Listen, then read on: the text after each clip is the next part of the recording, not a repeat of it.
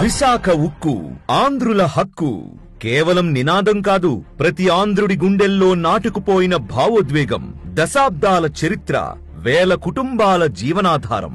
ఈ ప్లాంట్ ఏర్పడిన రోజు నుంచే దేశ నిర్మాణానికి వెన్నెముకగా నిలిచింది విశాఖ ఉక్కు. కానీ ప్రపంచ మార్కెట్ మార్పులు, రుణభారం, ముడిసరుకు కొరత ప్లాంట్ను ఇబ్బందుల్లోకి నెట్టాయి. 2024 నాటికి ఉత్పత్తి 25% పడిపోయి కార్మికుల గుండెల్లో భయం పెరిగింది. అలాంటి క్లిష్ట సమయంలో విశాఖ ఉక్కును బలపరచాలనే సంకల్పంతో కేంద్రం మరియు రాష్ట్రంలోని ఎన్డీఏ ప్రభుత్వం ముందుకు వచ్చింది. ముఖ్యమంత్రి గారు స్వయంగా కేంద్ర ఉక్కు శాఖ మంత్రి కుమారస్వామి గారితో కలిసి తెల్లవారుజామున 2:30 గంటలకు ఆర్థిక శాఖ మంత్రి నిర్మలా సీతారామన్ గారి వద్దకు వెళ్లి పరిస్థితి నివేదించారు. కేంద్రం ముందుకు వచ్చింది. సెప్టెంబర్ 2024లో అత్యవసరంగా 500 కోట్ల రూపాయల ఈక్విటీ, 1140 కోట్ల రూపాయల రుణం మంజూరు చేసింది.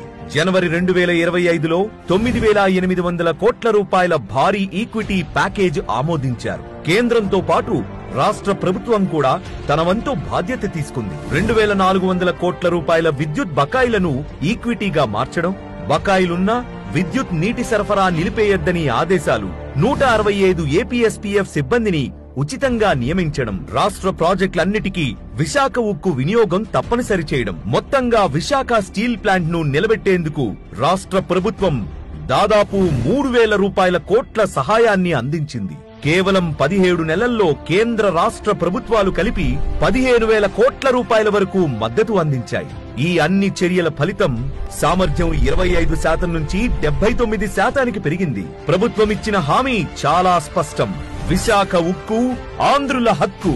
ఈ హక్కును కాపాడుతున్నది కేంద్ర రాష్ట్ర ప్రభుత్వాల స్పష్టమైన సంకల్పమే.